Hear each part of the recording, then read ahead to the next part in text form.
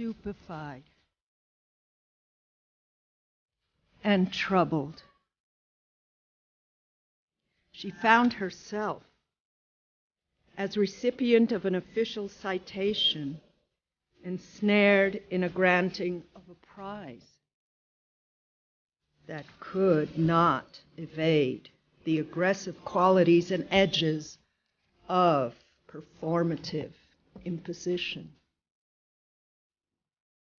Addressing the foreign homeland audience through the traumatic filter of complaint, she moves toward a strictly breakout dance of jubilation, a social dedication to rejoicing, enrolling the great Enlightenment thinker Gotthold Ephraim Lessing to front for the double exigency of exaltation and complaint. In the end, Hannah left everyone floored.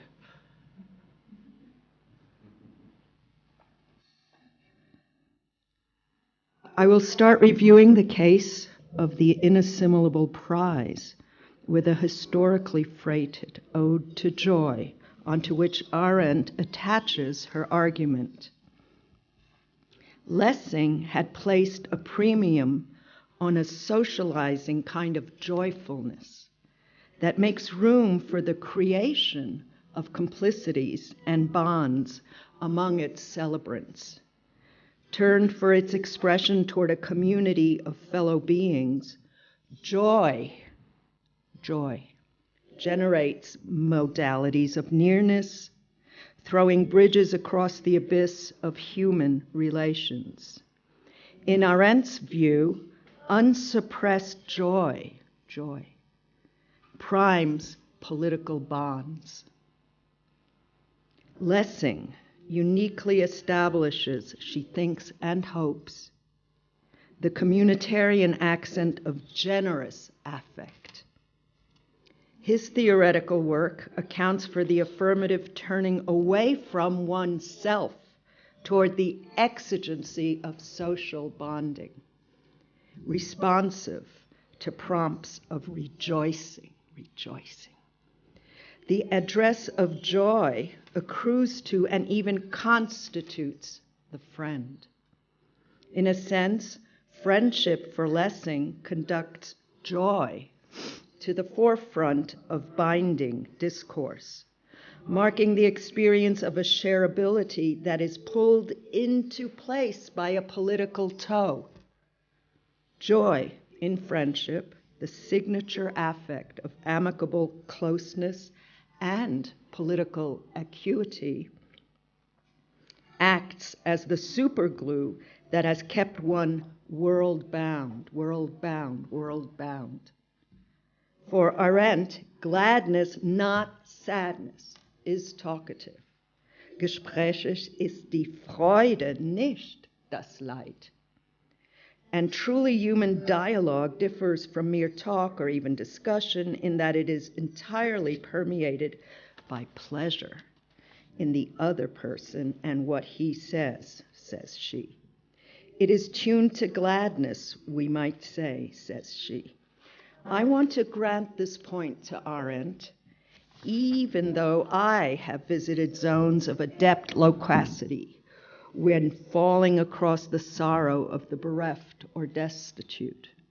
Clearly, greatest sorrow goes silent at times, and I will not push a theory of phrasal regimens to include silence in and on the way of language.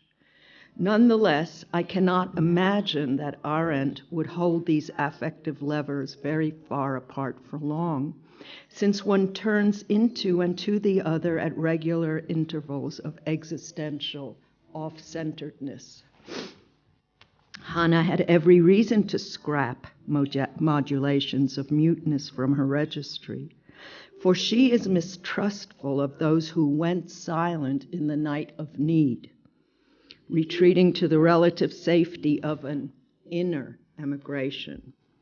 Thus, Germans who practice some form of muteness, barely squeaking out protest, fell short of the creditable bar, While they may well produce sound, they do not produce speech and certainly not dialogue, end quote.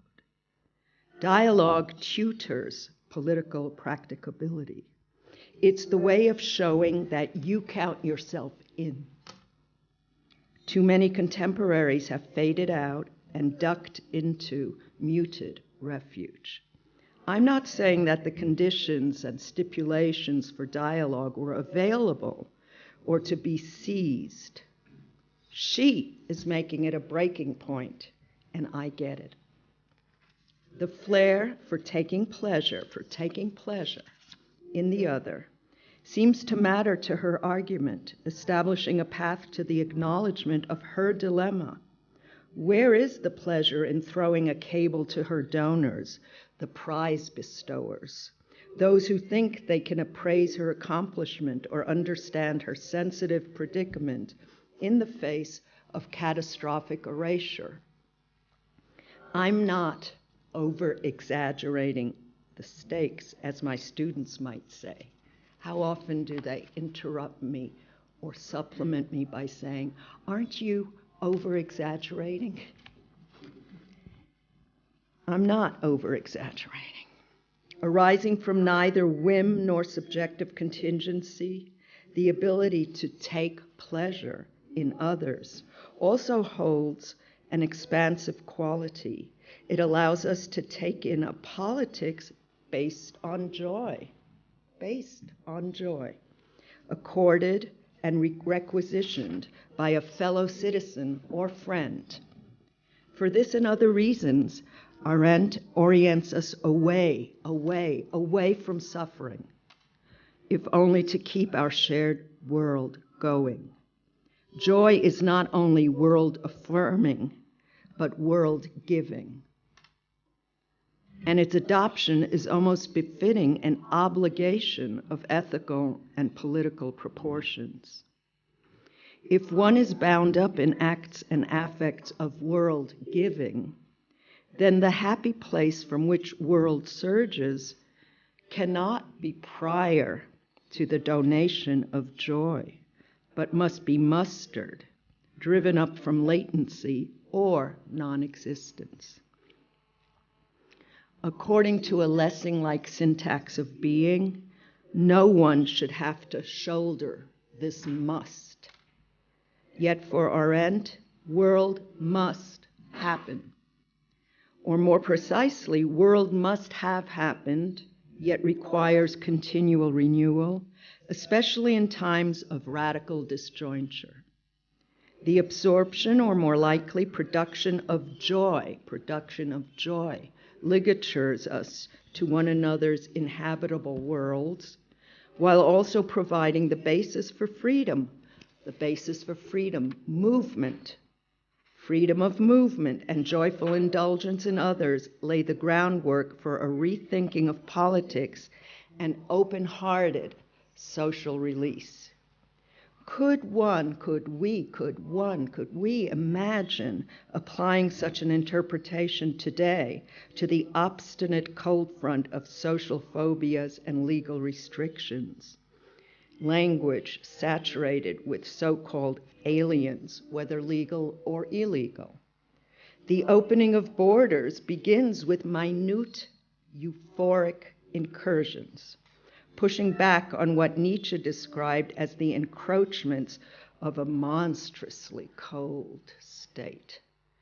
Thus, ritual ceremonies marking accomplishment of any scale, the event of an anniversary, a benchmark, dissertation defense, or holiday, bring communities together in celebration, warming a place for Mitsein. Ironizing the concession made to the call she feels she must take, resolved to accept her prize, Hannah Arendt appears to come prepared with a theoretical understanding of the act or tweak of passivity that beckons her. Following her philosophically backed precepts, she is at the ready, reporting for duty in the toned anticipation of friendship, showing a willingness to initiate and answer to the prompt of dialogue. Intending perhaps to take a stab at friendship in unallowable precincts, she steps up according to the imperative that writes her ticket. I will help her. Avital helps Hannah accept the Lessing Prize.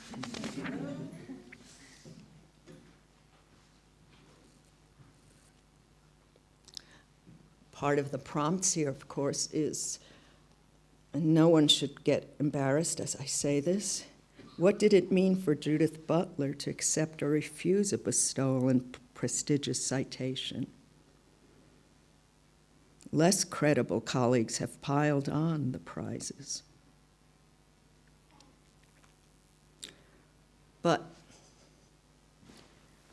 from the perspective of a chronic reject, the question of such a prize can cue up resentment.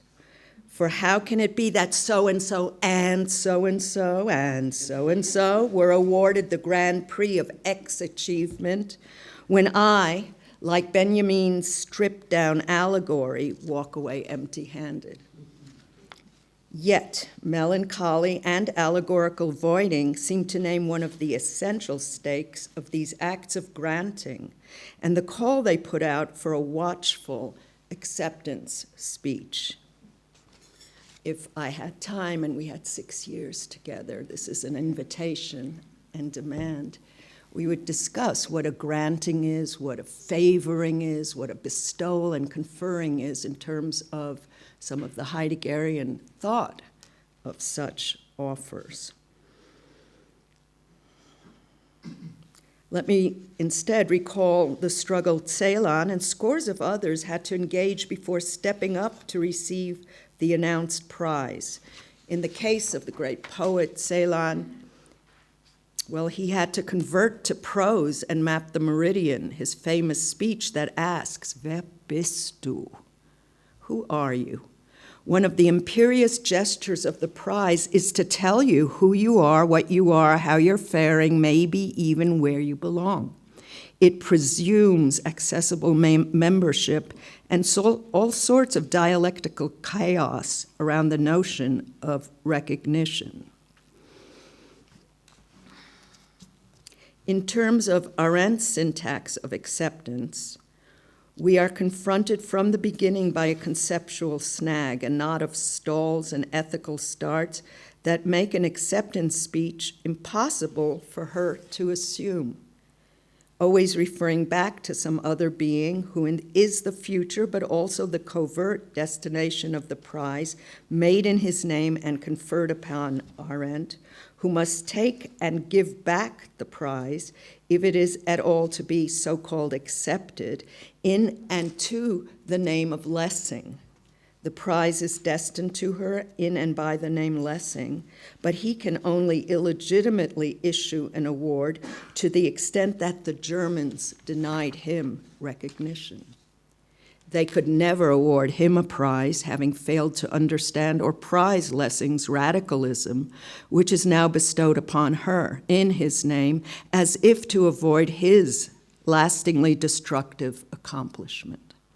Lessing did not believe in truth. He polemicized and offended. He insisted on befriending the most inimical aliens and held his ground as he was faltering, powered up on rage. Lessing's temper disclosed world, aber der Zorn, anger, above all Lessing's anger, reveals world, stellt die Welt bloß. Moreover, Lessing hat mit der Welt, in der lebte, seinen Frieden nie gemacht. Lessing never made peace with the world in which he lived. Unappeasable, Lessing stalks the scene. His name is that of bestowal, which can never revert to him but must be paid back to his name like a haunting debt that one can, in fact, never repay. Nevertheless, Hannah adopts Lessing to make a pitch for Selbstdenken without a self. his famous independent thinking for oneself, Selbstdenken, in darkest, morally downtrodden times when one stands and falls on one's own, but not even on one's so-called own, because all that pretend independence has been taken away. Literature sometimes proves capable of breaking the fall, and this is where William Faulkner shades in, a writer who shows that nothing is mastered in the sequences that has the tragic hero re-suffering the past, throttled by indignation and just anger, fueled and revved up by the mega rival, as it turns out, of Lessing and the rest of the guys, with the exception maybe of Schiller and Nietzsche, who resolutely honored Goethe. So suddenly Hannah Arendt swerves as she's about to say something very crucial to her argument. As Goethe has said in the dedication to Faust, der Schmerz wird neu, es wiederholt die Klage, pain returns again, lament repeats life's labyrinthine, erring, insane course. I would love to get into the labyrinthine itinerary that has Goethe rather than Lessing. I urge you to consider when someone elbows out the one in whose name something is supposed to and announced to occur. So suddenly she parachutes in Goethe rather than Lessing to have him nail the action that establishes its meaning and the permanent significance which then enters into history. Goethe appears on the scene when another kind of action insinuates itself into the politically and world-binding argument, that of poetic being. Poetic saying signals an intrinsic activity and need for relating what has happened. So please note, at a moment of crucial saying, she calls in the poets and knocks out Lessing for a moment. So what is the dependency of politics and political action on poetry for this philosophical, political activist of sorts? We need someone to come in to relate what has happened. There's something also pathetic and poignant of hoping that the poets will even sign on to such a contract. Poetic saying will say, says she, what has happened, an act that, shaping history, however, solves no problems and assuages no suffering. It does not master anything once and for all. The mastering of the past is relegated to a tentative stance. It cowers behind quotation marks. Instead, however, of establishing mastery, poetry cites itself citing and reiterating a once forgotten pain, reappearing searing, writing itself out in repetition. The tragic impact of this repetition in lamentation, writes Arendt, affects one of the key elements of all action, entering history. Historical safekeeping must be placed in the custody of poetic repetition, trusting the poetic act that names its own relation to repetition, repeating itself at the end of an action, for the meaning of a committed act is revealed only when the action itself has come to an end and become a story susceptible to narration. Insofar as any mastering of the past is possible, it consists in relating what has happened. Poetry breaks into the caesura, picking up the slack of a pause that resists closing woundedness in a gesture that is not identical to closure. So we may have something that is or isn't closure, but without end, as we've discussed in our work together. Arendt believes that an action comes to an end readied for narration. The literary theorist in me will leave her in peace on this point, hoping only to indicate the reverberations of non-ending and the possibility that narration in its own ways makes and betrays history, rhetorically kidnapping some of its referential cognates. But I refrain from quibbling, and my complaint does not amount to a hill of beings or a halt in her solid argument and diacritical subversions. The poetic recap, an originary mark, is then the only means to mastering the past. But Arendt is rigorous on this point because she keeps mastery at bay with quotation marks. So the adventure of quotation marks is something you may want to consider in the works of Kittler, who was with us here, is with us here, and Derrida, who was and is with us here. Derrida tracking when Heidegger pulls away the quotation marks around Geist or puts them back in, and Kittler, who wanted to check out the vampiric marks on any textual body that quotation marks constitute. So if you will keep on being hysterical about diacritical marks, I think you will create a kind of permanent insurrection for which I call. It may be the only way to master the past, but not for us. We just master the past. Very important that Arendt says we master something.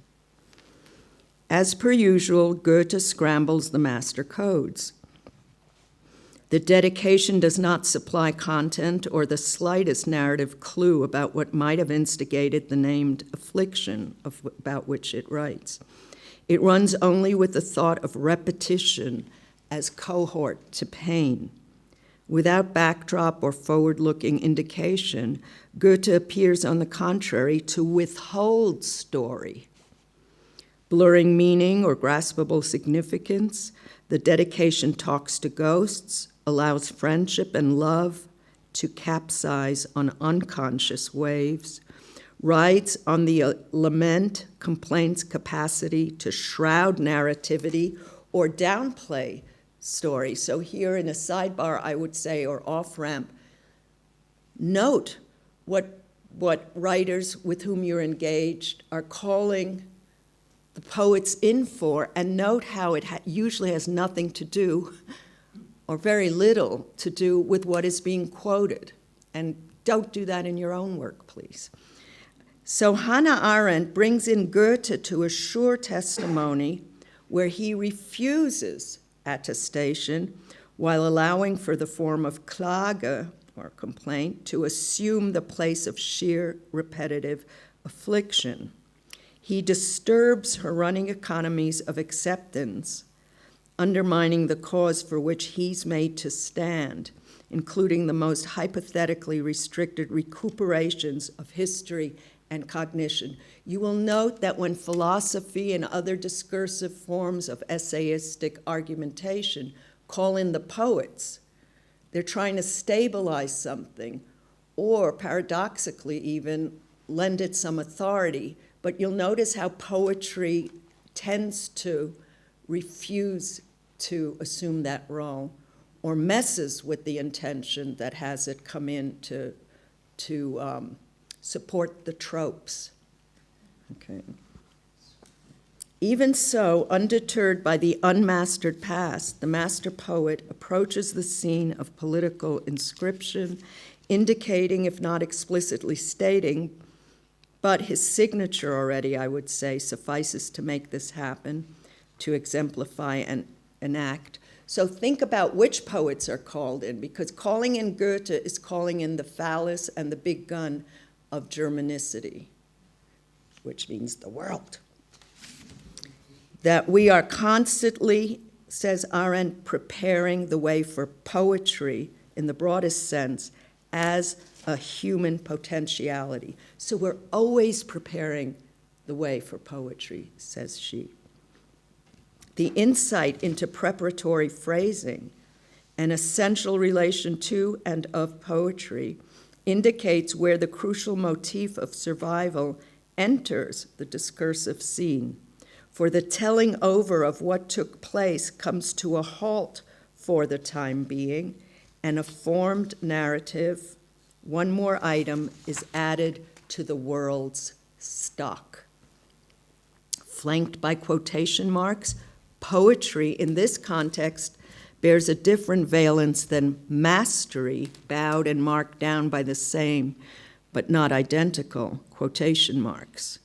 So you'll notice that the value and meaning of quotation marks shifts according to context and inflection. Poetry, by contrast, expands under the accompanying marks, making it a quality of being for which we always prepare. Readiness is all, says Hamlet and Heidegger in a different context. So this is what Hannah says we're always preparing for. Whether or not we recognize poetry, it is our way in, a flex of survival pulled by the death drive. Ceding to traumatic rendering and repetition, the narrative has been given its place in the world where it will survive us. Poetry builds toward what will stay on. Poetry builds toward what will stay on. Where have I heard that before? Even though Goethe has supplanted Lessing to score the point of narrative exigency and traumatic repetition, the wisdom Arendt locates to poetic being comes, one would have to say, from Hölderlin, poet of a certain cut of instauration and survival, who stated, "Was bleibet aber, stiften die Dichter." Roughly, what remains, what survives, is grounded by the poets. A poetic phrase become by now almost too famous, but one that Arendt quietly cues in terms of historical, though maybe not historial, granting. Moving unmasterable experience into poetic phrasing connects the unbearable to the born world, marking our finitude by means of the poeticity that lives, or rather limps, on. I am suggesting that there is a covert scene, supportive of another, if silent, track that seals in the name of Hölderlin and the relentless appropriations of his poetic saying made by that mentor, Heidegger. By dropping the curtain on these players, Arendt is also saying what she is not saying in her acceptance-rejection speech, namely, in part, that we no longer recruit poetry to the cause of destinal instauration, of nation or community, but count on it to name and survive, if on the crutches of quotation marks, the traumatic destruction of such endangering mystifications and ideological loopholes for which poetry allows. So this is something that Derrida warns us. You can't just say, well, Nietzsche was co-opted by the Nazis. Look for the machine that allowed for that and signed on. Or why is there a right-wing Hegelianism, asked Derrida, as well as a left-wing Hegelianism or Marxism? We have to look for and track and tap into the machines that write out those programs as well. So poetry, I'm not making of poetry some great innocent. On the contrary, it allows for some mystification and recruitment and pimps itself out to philosophy once in a while. Oops, I fell off my text, sorry. Enough about me. In the end, poetry may, after the end, not want to sign on, but sometimes it does. It's hard to, we'd have to find the machine that encourages that kind of lewd behavior. Neither Lessing nor Goethe belongs particularly to part of the team of Heideggerian primal poets. In fact, Heidegger's choices, including those that land him on Hölderlin and Trakl, are remarkably off the wall. at least off the traditional listservs of secured critical value. By now, we're so used to saying Heidegger checked out Hölderlin in order to score certain points and urge certain distortions. But that was already a kind of bizarre choice. At the time Heidegger selected them for his mission statements, Hölderlin and Trakl were not the critical blockbusters and ghostbusters that they have since become. But that's another story or unstory, requiring another run at him, complicating the Heideggerian legacy even further. Arendt deposes the baggage consisting of destiny, destination, nation, folk, in order to place her world-binding wager. Her literary bodyguards bet on worldliness, consistently showing nothing but scorn for the puny yet destructive pretensions of the language-ballooning myths of national destiny. Tropes of survival require another platform. So on the face of it, Goethe pinch hits for Lessing at a moment of crucial elaboration when themes of traumatic grief and historical poetic saying converge. Here and elsewhere in German letters, Goethe acts as guarantor for survie, an arc of survival, the strength of non-resentimental living on. So Nietzsche says there's one person, figure, or Dasein that he can count on for not being a resentment worm, and that would be Goethe. So both Nietzsche and Blanchot have credited Goethe for incredible, almost what Deleuze would call a cult survival capacity. Let us, however, leave this largely Derridian and Benjaminian reflection on survival, Überleben, Fortleben, Weiterleben, which we would want to sift and sort had we our 6 years granted. Let's leave that aside for now. So signing and living on, Goethe crushes his contemporaries. I try to borrow some of that energy.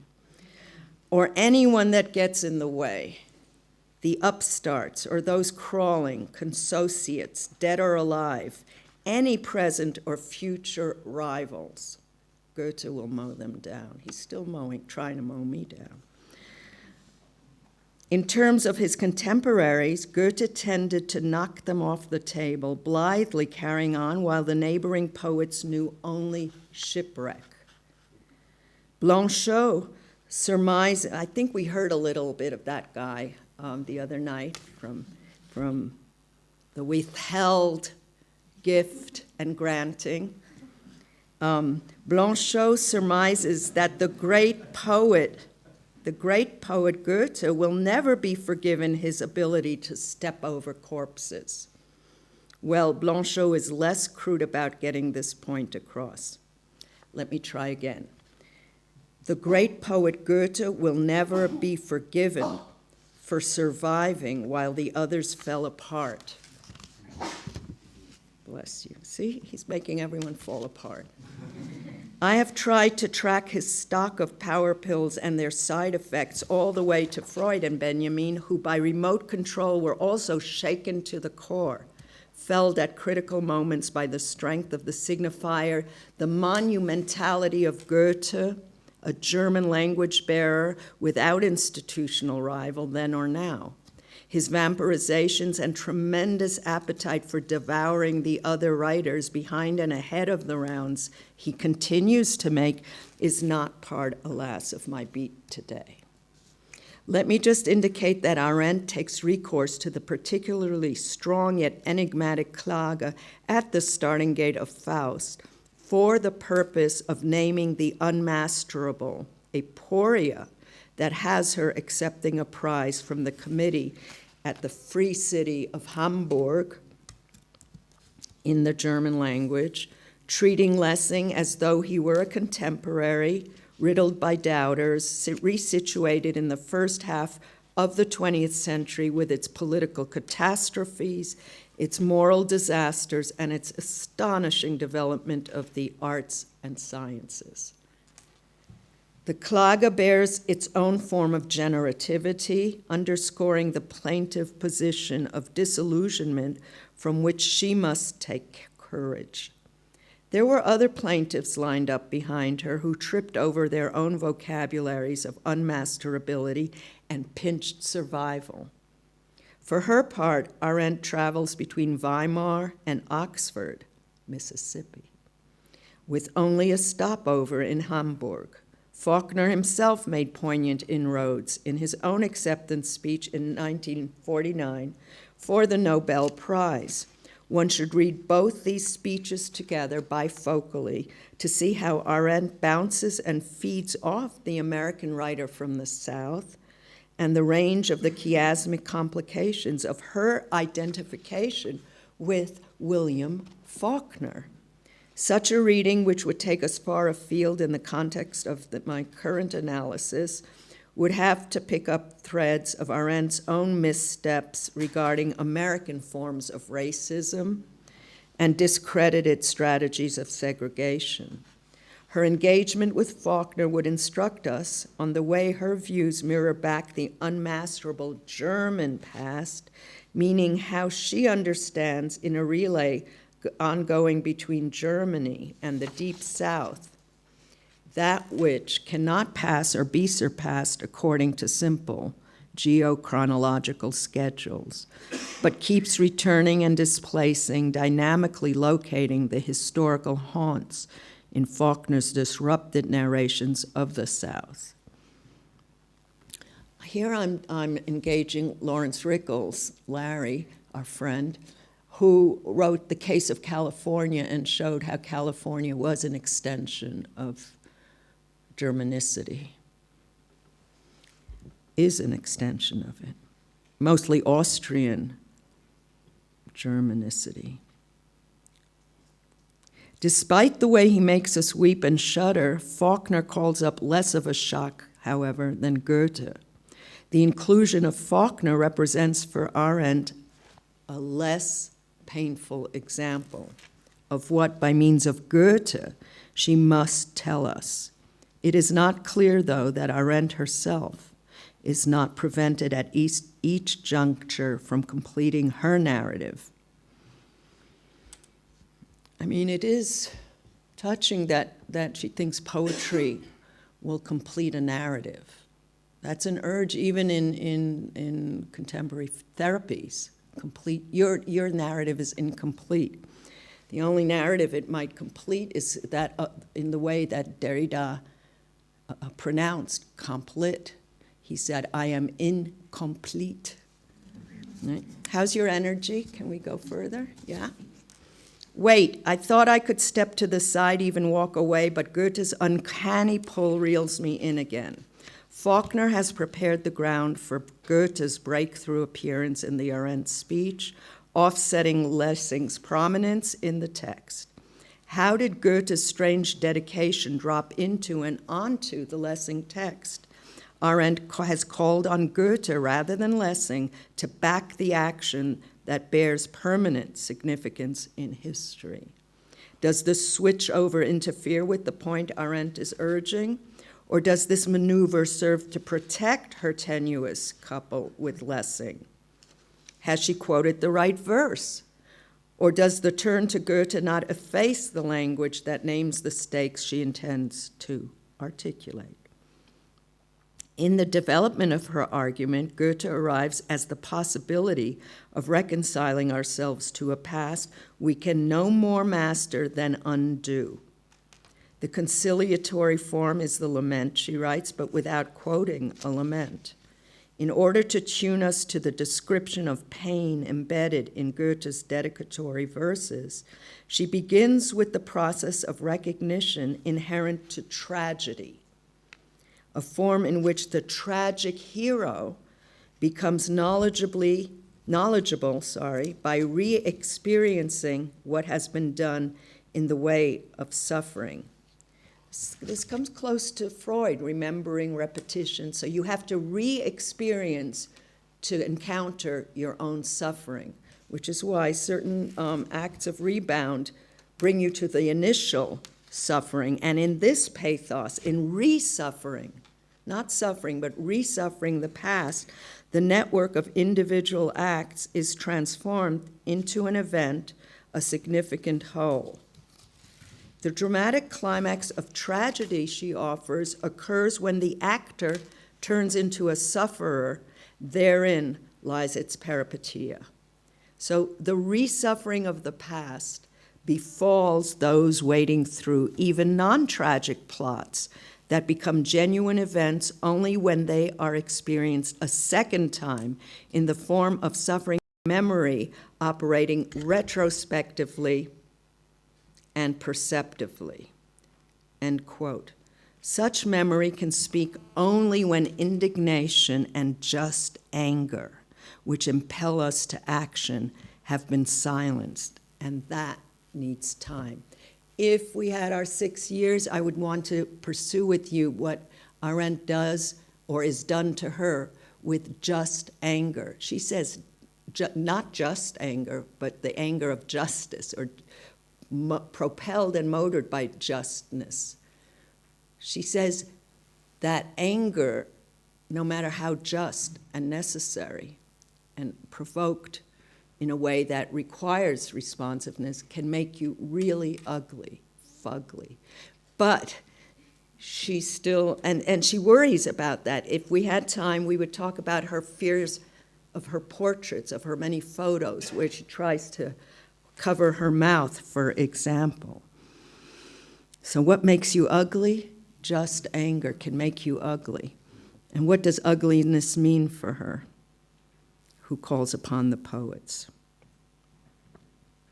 She might have said when Lessing has been silenced, when she says something has been silenced, because she's silencing Lessing suddenly. And it's weird that she silences Lessing at this point, because his is the name of anger. Lessing is known for his uncontrolled rages and anger and intervention, while the lament to which she associates Goethe is allied to recollection, the ability to sink into remembrance, to think about things in a movement of acceptance and integration, maybe even allowing for the acceptance of a prize encased in the name of just anger, evoking thus the Lessing insignia, the frozen cry of restless insurrection, the freeze frame of his renowned Laocoon legacy in art history. Hannah must choose between these proper names when she decides on the disturbed scene of re-suffering. The Zueignung, or dedication meant to open Faust, also closes it down with the Zu in the Zueignung, mystifying as it establishes the premise of a world historical drama of overreach and demonic temptation. Goethe could have used a more regulated term for dedication, like Widmung, for instance, but chooses to play off the indications released by the cluster signification of Eigen and Neigung. So, sorry, but I really feel it's almost an obligation to go to a place where a philosopher or political thinker tells you they're getting their inspiration and riffing off of. Because what is this dedication? Fühle ich mein Herz noch jenem Wahn geneigt? Do I feel my heart still inclined to earlier delusion?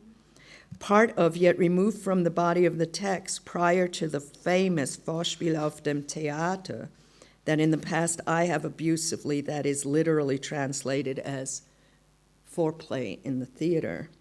The open-close dedicatory fly sheet conjures phantoms and disjunctive crashes of friendship, love, lament. Pressed by approaching phantoms, the voice is confronted with Bilder frohe Tage und manche liebe Schatten, so depictions of glad days and many sweet shadows that, however, provoke anguish. this is a way of reading at least on 3 or 4 or 6 registers simultaneously, because someone gives you a prompt and says, this is where I'm taking off from. They may be also giving you an access code to something they feel they can't say. So you have to study what they're sending you to. Like a fated saga, first love and friendship come to light once more, and so on and so forth. So bringing forth the love and friendship of your past, this dedication refrains entirely from indulging gladness. So the memory, you would think, because Goethe sets it up like he's talking about first love and first experience of friendship, but it all sucks. It's all devastating. There isn't a moment of gladness. I've had to shred most of this text, but you have to understand that all of this is done under the rubric and authority of gladness. So she says, yeah, so let's go to Goethe where there's this wonderful. No, it's not wonderful. There's not one happy memory. And it, in fact, opts to put up an anacoluthic swerve. I will explain that one day. Pulling a fast one, that you understand, on an affect that remains thematically unbridged. Like Goethe does set it up. Oh, my first love, my greatest first friendship. Oh my God, I'm going to throw up. Bringing forth this love and friendship, he just refrains from any trace, bringing up any trace of gladness, but jumps instead straight away into the hell of pain's persistent ache, inventing or experiencing for the first time in remembrance the ravaging pangs of friendship, reviving elements of an intimate attachment befallen by catastrophic disturbance. The plaintive narrative marks and remarks on laceration without recovery. It's not as though he says sometimes as Nietzsche does, you go down, you're knocked out, you're mowed down or taken down, and then you can come back up. There's no recovery, no recuperation in this text to which she turns us. There's only the returning or inflicting shudder of suppressed affliction. Repetition initiates what I would call a kind of panguage that refuses to assuage or allow for a nostalgic containment or accessoration, even accessorization, rather, of affect. Life pangs emerge with and through originary friendship, in consort with a first love, an apparently indissociable fit. Do the renascent pain original cut of suffering comprise 2 different events, or are they meant to disclose each other reciprocally, as fractured narration brings to light a hidden scene of utmost suffering? The dedication does not tell us. So you see where she says that poetry helps us complete a narrative, she chooses a narrative that resolutely refuses to complete itself, to help, or in any way bring something like a promise to bear on the future. Friendship's finitude, the perishability of love, the thud of ending move beyond the limits of a remembered event to travel into realms of work and audience, staining the hope of any possible of embrace. By the way, this is me being optimistic, so enjoy it. Whether on the level of work or intimacy, it is not clear that one can count on a resurrection of lost love or retrieve disappeared friendship, except in the mode of pained repetitive Klangklage, conjuring the warped noise of complaint, the rhythmic beat of lament. Hannah's first impulse was to refuse the prize. She agonized over which language to take in. She must do some reparative work in order to accept and internalize the ostensibly good object being offered to her. Although the bad breast of German destruction prevails and it remains difficult to take in the prize, Hannah has to swallow the compliment and hold it down. In this regard, she's not Nietzschean, most emetic of philosophers. So Nietzsche used to love to throw up, have to throw up, and reverse dialectics.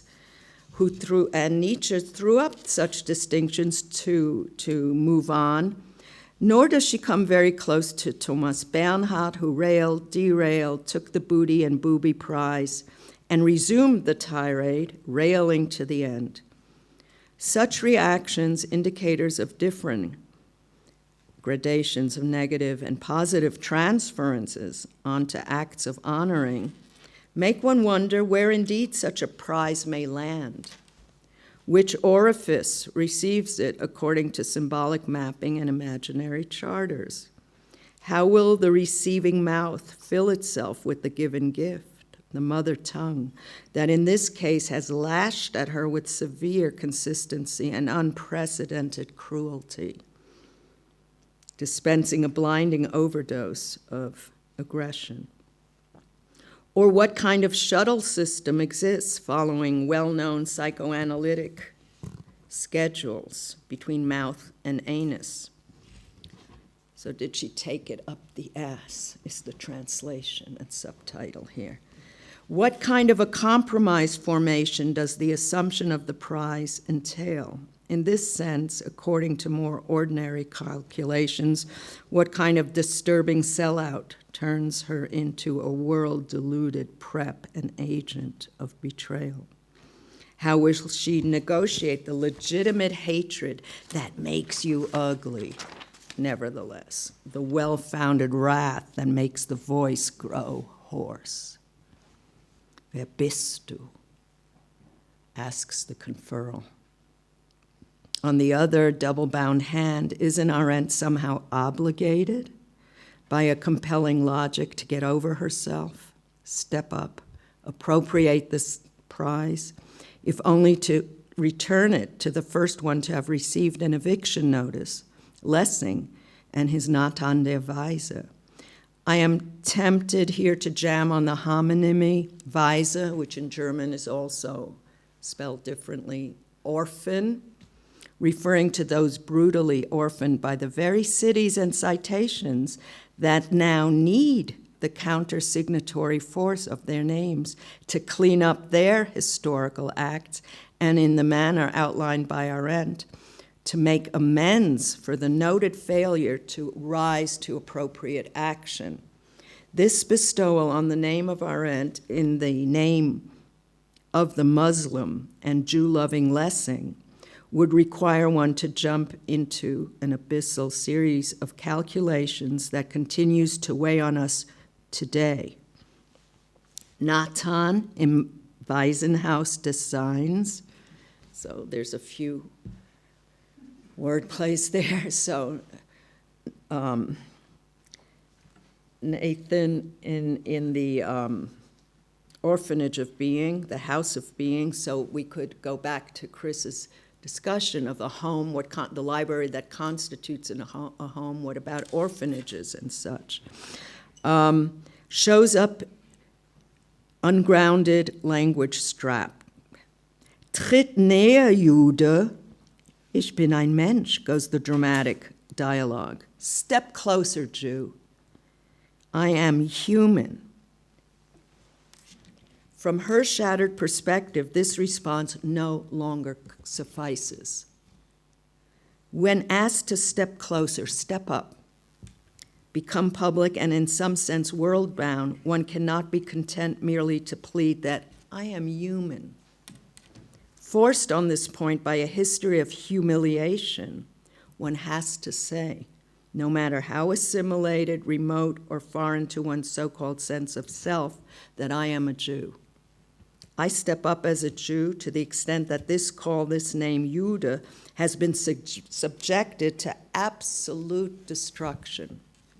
Yes, something in Hannah would rather run in the other direction, refuse the call to step up. Instead, pulling herself together, she hitches a ride on allegory, creates a binding world, and serves herself an imperative. Among other extraordinarily sharp and well-dealt points, she will have considered the stakes of political refusal, the inward turn, even when guided by justified uglifying rage, turning oneself so ugly. One has the wish to tell the bestowing Germans, beat it. You don't deserve to award me value, and reopen a theater of honoring, because this presumption comes from an eviscerated and blank space, annulled by whatever the opposite of bestowal is, the destruction of personhood, the annihilation of the figures consigned to polyfocal Judaities, measurements of the untapped rhythm of Jewish heartbeats. All sorts of sinister calculations impose themselves here, even in the fairly calm columns of figuring out who or what, in the end, the beneficiaries of general commendations are. In a Kantian sense, one can ask, who gets to proffer the prize? Along the lines of who has the right to offer hospitality? Must you not, in the first place, and the question of place is important here, own the property from which you extend hospitable generosity? I mean, can I welcome you here? Is this mine? Of course it is. But anyway, do I own it?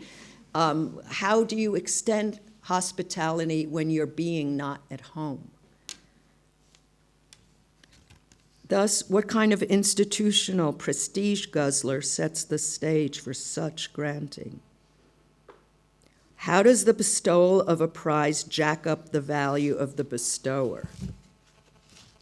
Can one imagine a prize that breaks the economy and does not revert to the shares of the one judging? Who is Germany, or its prime synecdoche, the free city of Hamburg, that it may judge the legitimacy of this awardee? The granting can by no means be neutralized or seem entirely innocent, be taken for granted. Besides, which really have they effectively jacked into critique and judgment, to the extent that the they can ascribe value and recognize dignity of accomplishment? A Jewish thinker is to be thanked in the name of the Weise Nathan. But like the statue in Don Giovanni, Hannah Arendt steps up to accept the prize. Maybe she steps up from and for the dead, unmemorialized, the still unlamented. She steps up because, driven by political acumen and halted by historical trauma, she cannot do otherwise. The scene of granting a prize to a designated recipient, the acceptance and affirmation thereof, is world-bound, creates world for the first time and anew. Arendt skips a beat when stating that the prize recalls for us the thankfulness owed to the world. She does not view the prize itself as a flex of thankfulness in this instance for her work and being. So let me switch a little to German when it comes to the matter of her guilt and undischarged debt. Exchanging Weise for Weise, wise for way, she strikes the way in which the distinction admonishes us. Aber die Ehrung mahnt uns nicht nur auf besondere, unüberhörbare Weise und an die Dankbarkeit, die wir der Welt schulden, sie ist darüber hinaus in einem sehr hohen Maße weltverpflichtend. So you see, this turns around in certain ethical ways that could engage us. It's a sign of support and a prototype of attestation. So the prize, as such, obligates you to the world, weil sie uns, da wir ja auch immer ablehnen können, in unsere Stellung zur Welt nicht nur bestärkt, sondern uns auch auf sie festlegt. So world and persons are not the same thing, to the extent that the world really liegt zwischen den Menschen. I will give subtitles as I go along.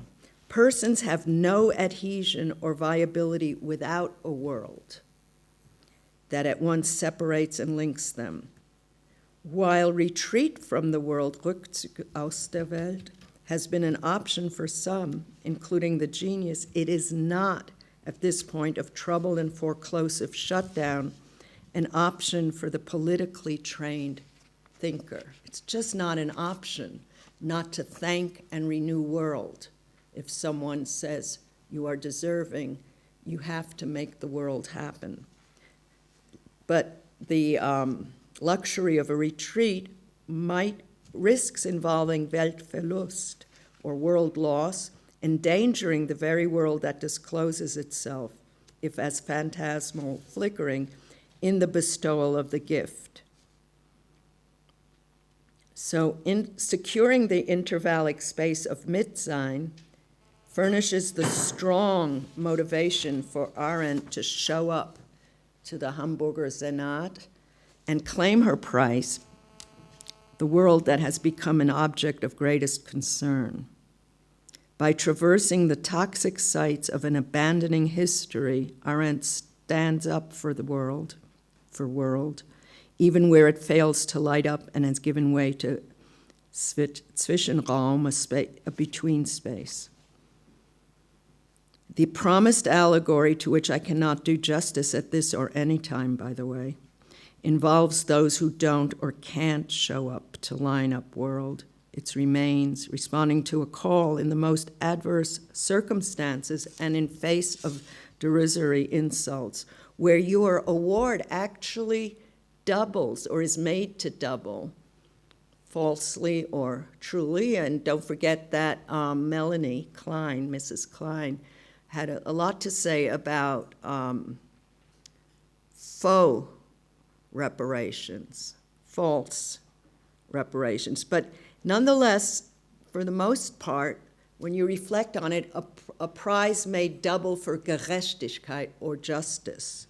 The award poses as allegory for justice, but can justice ever be rendered under any conditions and circumstances? In the name of whom or what?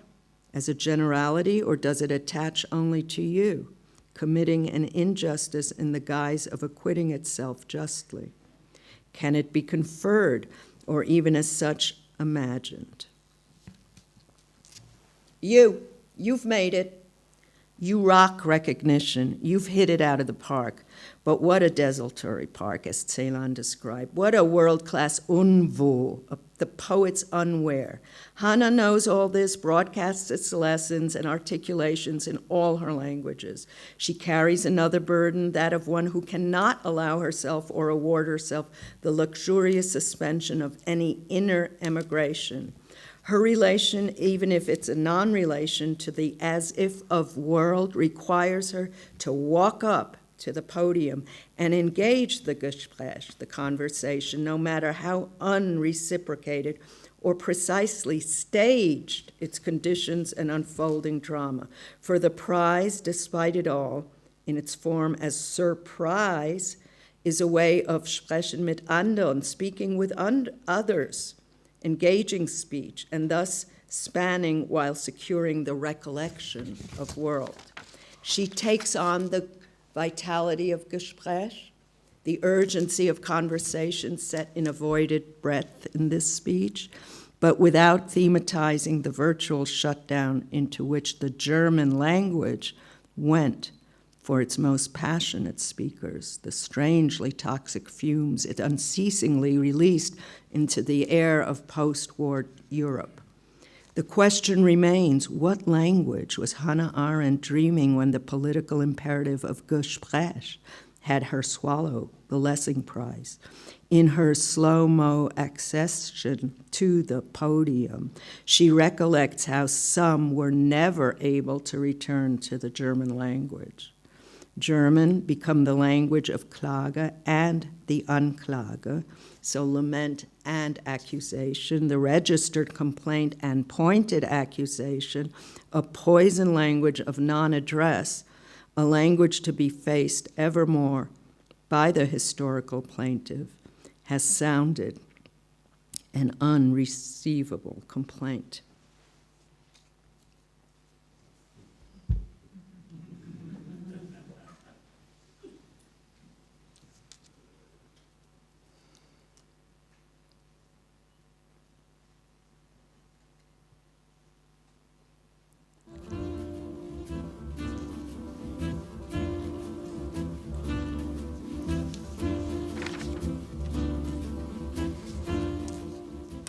I'd like to thank Alejo, Yaren Kurza, Maria Madero, Kathy Slade, and Dominic Zeschner, who forced me to think about the prize.